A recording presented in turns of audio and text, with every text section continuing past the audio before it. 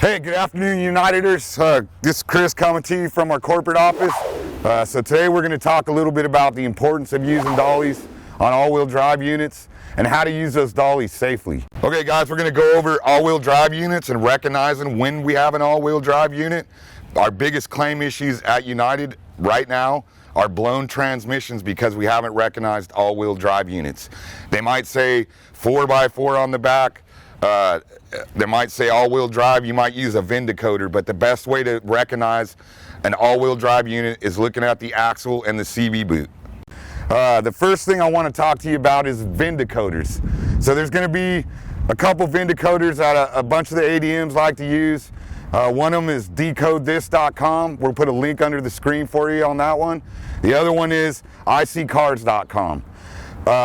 You're going to punch in your VIN number. It's going to shoot you up whether that car is all-wheel drive, front-wheel drive, rear-wheel drive. It's going to maybe tell you a color on it, the year, make, and model of it, etc., etc. Here's the problem with those VIN decoders sometimes is they're not always accurate. So it might tell you it's a front-wheel drive, but in reality it's a all-wheel drive. And underneath the vehicle now, we're going to look up to the front of the vehicle. You see a CV joint and axle here. We're going to recognize an all-wheel drive unit by these axles and CV joints. The biggest part of the dolly process for me is to make sure my dollies are in good working condition. And I'm here with Josh Kaler, one of our Memphis agents. He's going to kind of walk through the process with me. All right, so Josh, why don't you go ahead and pre-trip this, this set of dollies for me, partner, before we get rolling on the road here. We're going to check the hubs.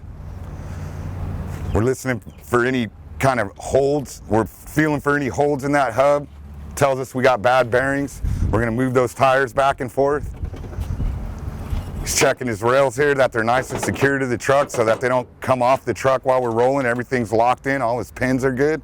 He's also got some pins up on this side of the vehicle that he's going to check. Make sure that dolly's not going to go out of that holder. And we're going to do the same thing on both sides. So when we start, we want to make sure we're using our arms and our legs together to pull those dollies off. And when we set those dollies down, we're going to squat. Okay, also there's a feature on this dolly we're going to show you here. Take that pole out of that mount as well. And now he can walk the dolly up to the back of the vehicle and save his back a lot of pain.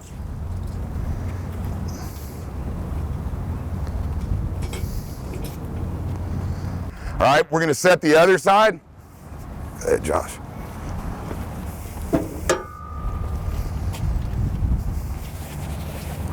And he's going to do the same thing here, kind of just pull up, use his legs. There he goes. And he's going to set them on the other side, just to kind of the same way. Next is our rails.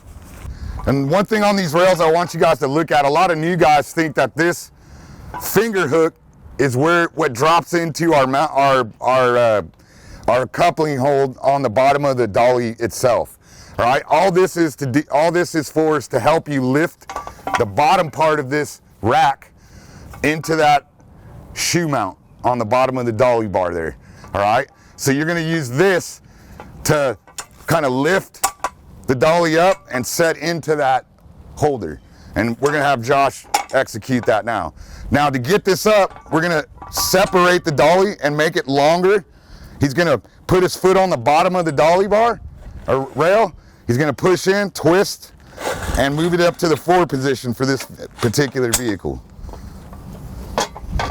He's going to take that rail and slide. Hold that right there for me, Josh. He's going to slide his platforms underneath the front of that back tire.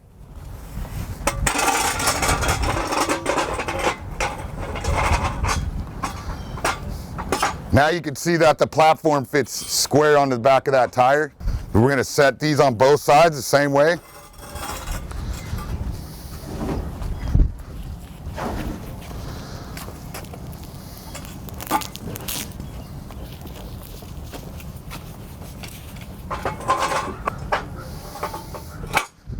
Want to make sure we're nice and parallel with the tire.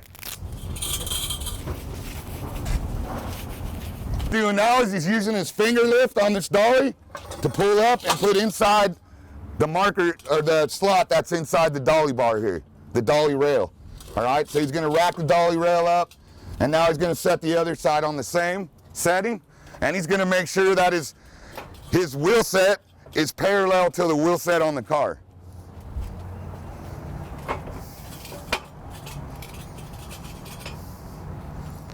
Doing the same thing on both sides, lifting up, lifting, setting it into that rack, that carabiner, and then now he's going to set and lock his cams. And we're going to do that all in one motion. We're going to set our cams all in one motion. So our cams are down here, they're going to go forward, and then we're going to lock these in with our dolly bar. Okay, go ahead.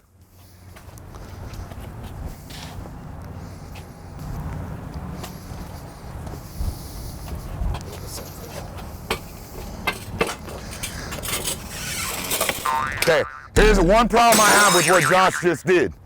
All right, if that cam releases, Josh's face is over the dolly bar. If that cam releases, that bar is going to come back up. This is a nice, thick, steady metal bar right here, and it's going to go right through his jaw, bust out his teeth, maybe break his nose, split him open in the head. We got a couple guys that know exactly what that's all about. All right, so when we set these dollies, we want to move these dollies in one motion and away from our face. Now we got the weight of the vehicle up off the ground. We're going to do the same thing on the other side. All right, same thing on the other side. Insert your pole. Notice where Josh's head's going to be, to the left of the bar.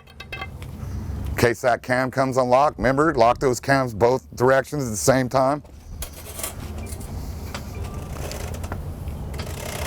And you've got to give it some guts here because you're picking up a pretty big car.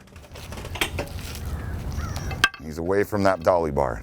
Okay, now let's say we set these dollies and we got a wall right here. The problem is when we try to set our cams, go ahead and set your cams on these for me, Josh, all at the same time, all one motion. We don't want to forget to set those cams because then we're going to lose that dolly bar. When we try to lock that in, you're going to hear that clicking sound once that dolly's locked up and ready to go. So if I'm a wall, I'm not going to be able to bring that bar. Show him that you can't bring this bar back first. Okay? He's going to have a tough time getting that up because he's going to hit the wall here. Okay? But the great feature about this in the ditch dolly is we can set it. We're just going to go in the opposite direction with that cam locked. All right? You can set that dolly bar inside, and now you'll go the opposite direction. You're going to hear one click. You'll hear that click, and now that tire's up off the ground. Now I can roll the truck forward, move back from the wall, reset the cam,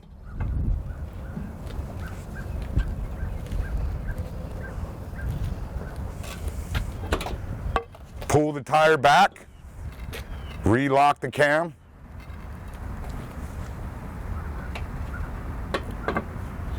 and now because I've moved the truck forward, I have plenty of room to bring that car all the way up and elevate it.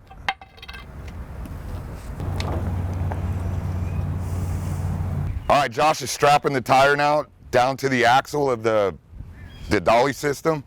Gonna make sure that's nice and tight. As he ratchets up the ratchet, he's gonna check his tension, get it tight, move on to the next tire. Hey, to close here, guys, in the ditch is also going to tell you that it's a good idea to put that car in neutral and tie that steering wheel down, especially if you're putting that dolly system on the front of the vehicle, because if that dolly system decides it for some whatever reason, unlikely reason, it wants to fail, that car is going to come down on the ground, and we want that car in neutral so that those wheels spin when it hits instead of locked up and bouncing all over the ground. And in addition to that, we want that steering wheel locked out. Makes a lot of sense in a lot of different cases. You're not going to be able to do that in some cases because you won't have keys, or you won't be able to pop a linkage on that vehicle for whatever reason. But if we can get to that process, we're going to try to do that as many times as we can. In closing, I want to say thanks for watching the video. Hope this helps with your everyday stuff out there.